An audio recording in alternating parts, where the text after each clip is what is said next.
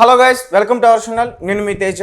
So నిన్న TDP ఎమ్మెల్యేకి సంబంధించిన ఒక వీడియో బయటకు వచ్చి బాగా వైరల్ అయింది. సో దాని గురించి మీ అందరికీ పూర్తిగా తెలుసు. ఆ వీడియోలో ఏముంది, ఏం జరిగింది. సో అంటే వీడియోలో ఎంత దరిద్రం ఉందో దాని గురించి పూర్తిగా చాలా మంది కూడా నిన్న చర్చించారు. సో నేను కూడా దాని గురించి చర్చించాను. నేనంటే ఒక విశ్లేషణ ఇవ్వాలనుకున్నా, దాని గురించి ఇచ్చా. అయితే నేను ఇచ్చిన వీడియోకి చాలా మంది కూడా విపరీతమైన కామెంట్స్ ఇచ్చారు. ఎలా అంటే, నువ్వు టీడీపీకి ఒక్కవే, లేకపోతే ఆ పార్టీకి ఒక్కవే, నీకు ఎమ్మెల్యే అంత డబ్బులు ఇచ్చాడు, నువ్వు తీసుకున్నావు, అందుకే ఇలా చెప్తున్నావు. నేను ఎక్కడ కూడా టీడీపీ ఎమ్మెల్యేకి సపోర్ట్ చేస్తూ మాట్లాడలేదే. నిజానికి అది తప్పే. అందులో అతను ఉంటే ఖచ్చితంగా తప్పే, శిక్ష పడుద్ది. మీరెందుకు ఆవేశపడుతున్నా నాకు అర్థం కావట్లా. నేను చెప్పాలనుకున్న విషయం మీకు పూర్తిగా క్లారిటీగా అర్థం కాలేదేమో, లేకపోతే నేను మీకు అర్థమయ్యేటట్టు చెప్పలేదేమో. అంటే ఇప్పుడు నేను పూర్తిగా చెప్తా. అక్కడ ఏం జరిగింది, ఒక ఎమ్మెల్యే దగ్గర ఒక మహిళ ఎటు కాకుండా ఇరుక్కుపోయింది. అంటే ఒక రకంగా ఆ ఎమ్మెల్యే ఆ మహిళను బ్లాక్మెయిల్ చేస్తున్నాడు. ఆ విషయం వాళ్ళ హస్బెండ్కి తెలిసింది. హస్బెండ్కి తెలిసిన తర్వాత ఏ హస్బెండ్ అని ఏం చేస్తాడు? సర్లే, ఈ హస్బెండ్ మొత్తం ఒక ఏదో ప్లాన్ చేశాడు, రెడ్ హ్యాండెడ్గా పట్టించాలని చెప్పేసి ప్లాన్ చేశాడు, పెన్ కెమెరా ఇచ్చి పెట్టించాడు. సో ఇక్కడ నేను ఒక క్వశ్చన్ అడుగుతున్నా మీ అందరినీ. మీరు మీ ఇంట్లో ఇదే సిచ్యువేషను మీ ఇంట్లో స్త్రీలకు జరిగితే మీరు అసలు ఏం చేస్తారు? ఇలానే పంపిస్తారా? ఆడదాన్ని శీలం అడ్డం పెట్టుకుని అక్కడ మీరు సాక్ష్యాలని నిరూపించడానికి ట్రై చేస్తారా? నేను క్లారిటీగా చెప్పా. నేనేం చెప్పా, ఈ రోజుల్లో ప్రజెంట్ డేస్ లో ఎవరైనా ఇలాంటి వాటికి పాల్పడితే రెడ్ హ్యాండెడ్ గా పట్టుకుంటున్నారు. నేను దానికి సంబంధించి కొన్ని ఇంతకుముందు జరిగిన విషయాలు కూడా చెప్తున్నా. ఒకసారి మళ్ళీ నేను క్లారిటీగా చెప్తున్నా. రీసెంట్ గా వైజాగ్ లో ఒక సినిమా సెలబ్రిటీస్ వాళ్ళ హస్బెండ్ వేరే మహిళతో రిలేషన్ పెట్టుకుని ఆఫీస్ లో ఒక అఫైర్ నడిపిస్తుంటే ఆమె కెమెరాలు పోలీసుల్ని తీసుకుని రెడ్ హ్యాండెడ్ గా వెళ్ళి పట్టుకుంది. ఆ విషయం మీ అందరికీ తెలుసా? అలాగే చాలా మంది ఎమ్మెల్యేలు కానీ, ఎంపీలు కానివ్వండి, రాజకీయ నాయకులు కానివ్వండి, ఎంత పెద్దోళ్ళైనా రీసెంట్ గానే మనం చూసాంగా. వైఎస్ఆర్సీపీ నాయకుడు ఒక అతను బయటికి అలాగే వచ్చాడుగా. అతని గురించి మొత్తం ఒక ఆడియో కూడా బయటకు వచ్చిందిగా. చాలా మంది ఇప్పుడు ఒక హస్బెండ్ కానీ లేకపోతే ఒక వైఫ్ కానీ వేరే వాళ్ళతో ఇల్లీగల్ గా ఒక అఫైర్ పెట్టుకుంటే, ఒక రిలేషన్ పెట్టుకుంటే వాళ్ళు అక్కడ రెడ్ హ్యాండెడ్ గా పట్టుకుని వాళ్ళని అక్కడే దేహశుద్ధి చేస్తున్నారుగా. నేను అడుగుతుంది ఇది. 5 సార్లు అన్న ఆమె, మీరు ఒకసారి ఆమె చెప్పింది వినకపోతే మీరు ఒకసారి క్లారిటీగా వినండి. 5 సార్లు అంటే ఇప్పుడు హోటల్కి వెళ్ళడం 5వ సారి వెళ్ళినప్పుడు పెన్ కెమెరా తీసుకెళ్ళింది. ఆమె ఏం చెప్తుంది? ప్రెస్ ముందుకు వచ్చి చెప్తున్నప్పుడు ఆమె ఏం చెప్తుంది? నాలాగే చాలా మంది ఉన్నారు ఇంకా గవర్నమెంట్ ఆఫీసర్స్, ఆయన వల్ల చాలా ఇబ్బందులకి గురవుతున్నారని చెప్పేసి. మరి వాళ్ళు ఎవరు కూడా వచ్చి ముందుకు ఎందుకు ధైర్యం చేసి చెప్పట్లే? మీకు ఒక విషయం అర్థమవుతుంది. ఇక్కడ ఎమ్మెల్యేది తప్పు ఉంది, నేను తప్పు లేదు అనట్లే. ఎమ్మెల్యేది తప్పు ఉంది. ఆ ఇన్వెస్టిగేషన్ నడుస్తుంది కదా, అందులో నిజంగా ఆయన ఉన్నాడో లేదో పోలీసులు చూసుకుంటారో చట్టం చూసుకుంటుంది. నేను ఇక్కడ ఏ విషయం చెప్తున్నానంటే, హస్బెండ్ అనేవాడు ఇలా చేయడం తప్పు. అంటే స్త్రీ అంటే నీకు ఒక ఆటబొమ్మ అయిపోయిందా, పట్టించడానికి నువ్వు మళ్ళీ అదే పని చేపిస్తావా? అది ఎలా చేపించు? వీడియో చూసిన వాళ్ళకి అర్థమవుతుంది. నేను ఆ వీడియో చూసా, అందులో ఏముందో నాకు తెలుసు కాబట్టి దాని గురించి నేను పూర్తిగా మాట్లాడుతున్నా. ఇప్పుడు ఆమె ఏం చెప్తుంది బయటకు వచ్చి? నేను ఇక్కడ ఎవరిని సమర్థించట్లే. నేను ముగ్గురిని కూడా, ఎమ్మెల్యేని ప్రశ్నిస్తున్నా, అలాగే మహిళ ఎవరైతే బయటకు వచ్చి చెప్తుందో ఆమెను ప్రశ్నిస్తున్నా, ఈ హస్బెండ్ని కూడా ప్రశ్నిస్తున్నా. ముగ్గురిది తప్పు ఉంది. ఆ మహిళ చేసిన తప్పు ఏంటంటే, మీ హస్బెండ్ నీకు మళ్ళీ చేయని చెప్పాడు చూసావా, దానికి నువ్వు ఒప్పుకొని చేసావు, అది నువ్వు చేసిన తప్పు. నీ హస్బెండ్ తప్పు ఏంటంటే, మరి హస్బెండ్కి అక్క, చెల్లి, అమ్మ, నాన్న ఉన్నారో లేదో నాకు తెలియదు, కానీ నిజంగా మీ ఇంట్లో జరిగింది, నీ సొంత భార్యకి జరిగింది, ఒకవేళ మీ సిస్టర్కో లేకపోతే మీ అమ్మకో జరిగితే వాళ్ళని ఇలాగే పంపిస్తావా?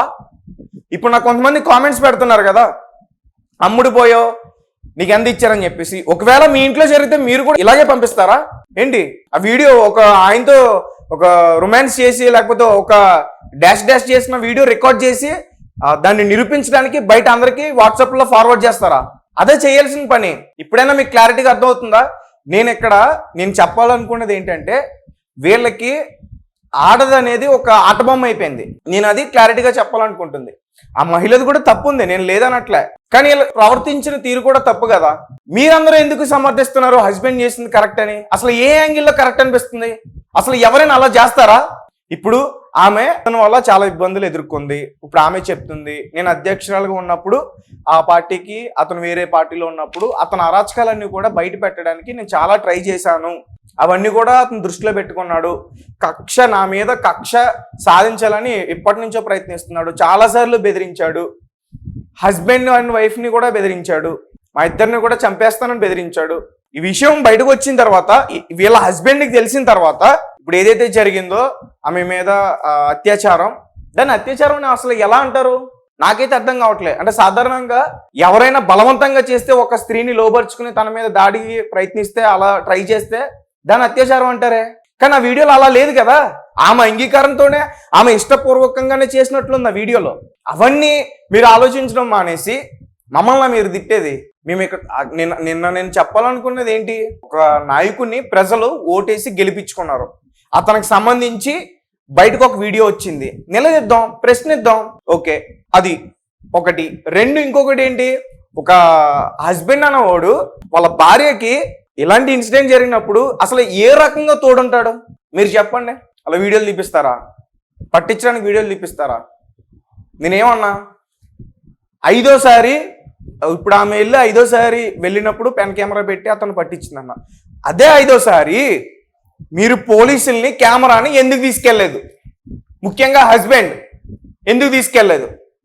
ఆమె చెప్తుంది అతను మాట్లాడిన రికార్డింగ్స్, కాల్ రికార్డింగ్స్ అన్నీ ఉన్నాయని, ఎప్పటి నుంచో ఉన్నాయన్నది. అవన్నీ కూడా ఎందుకు బయట పెట్టలేదు? అవన్నీ బయట పెడితే మరి అతని మీద ఖచ్చితంగా యాక్షన్ తీసుకునే వాళ్ళేమో. ఓహో, అంటే రూలింగ్ పార్టీ అని భయపడుతున్నారా? రూలింగ్ పార్టీ అయితే ఇప్పుడు ఇప్పుడు బయటకు వచ్చింది, ఆ ఎమ్మెల్యేని సస్పెండ్ చేశారు, వీడియో బయటకు వచ్చింది. కానీ మరి ఆమె పరిస్థితి ఇప్పుడు ఏంటి? ఇప్పుడు బయటకు వచ్చింది, నలుగురిలో ఆమె తలెత్తుకుని నిజంగా బ్రతకగలదా?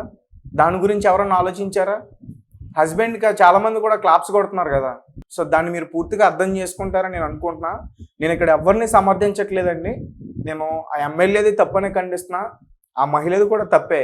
ఏ రకంగా అంటే, ఒక రకంగా పాపం ఇంకా ఒక మిస్టేక్ చేయడం వల్ల దాని తర్వాత ఒకదాని మీద ఇంకొక మిస్టేక్ చేసుకుంటూ వచ్చింది ఆమె, ఎటు వెళ్ళాలో తెలియక.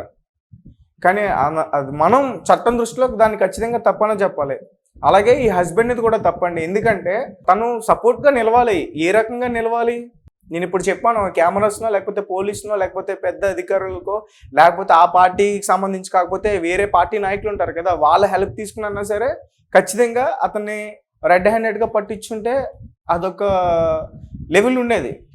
కానీ అలా చేయకుండా ఒక వీడియోని తీపిచ్చి ఆ వీడియోని బయటికి వైరల్ చేసి, అంటే అసలు ఏం చేద్దామని? ఆ వీడియో ఎప్పుడు వెళ్ళింది, డేట్ ఎప్పుడు, ఆ డేట్ నుంచి ఈ డేట్ వరకు చూసుకోండి. అంటే నేను కరెక్ట్గా మళ్ళీ క్లారిటీగా చెప్పట్లేదు అనుకోద్దు. ఒకసారి ఆమె ఇంటర్వ్యూ కూడా చూడండి, డేట్స్ ఏం చెప్పిందో. అప్పటి నుంచి ఇప్పుడు ఈరోజు డేట్ ఎంత?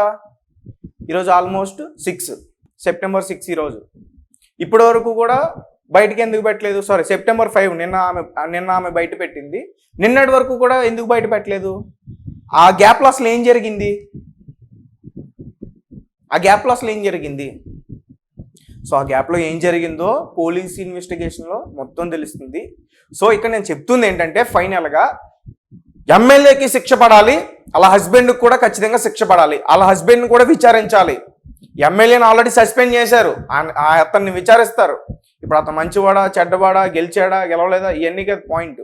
ఎవరైతే మహిళ ఉందో, వరలక్ష్మి అనే మహిళ, ఆమె ఫిర్యాదు ఏదైతే ఇచ్చిందో దాన్ని కూడా చూసి ఆమెను కూడా విచారిస్తారు. వాళ్ళిద్దరితో పాటు హస్బెండ్ కూడా విచారించాలి. ఎందుకంటే ఒకసారి మీరే కరెక్ట్గా ఆలోచించండి, ఏ హస్బెండ్ కూడా ఇలా చెయ్యడు, ఇలా ప్రవర్తించడు. నేను అందుకే పదే చెప్తున్నా. నిన్ను కూడా దాని గురించే నేను ఎక్కువ ఎక్స్ప్లెయిన్ చేయాలనుకున్నా.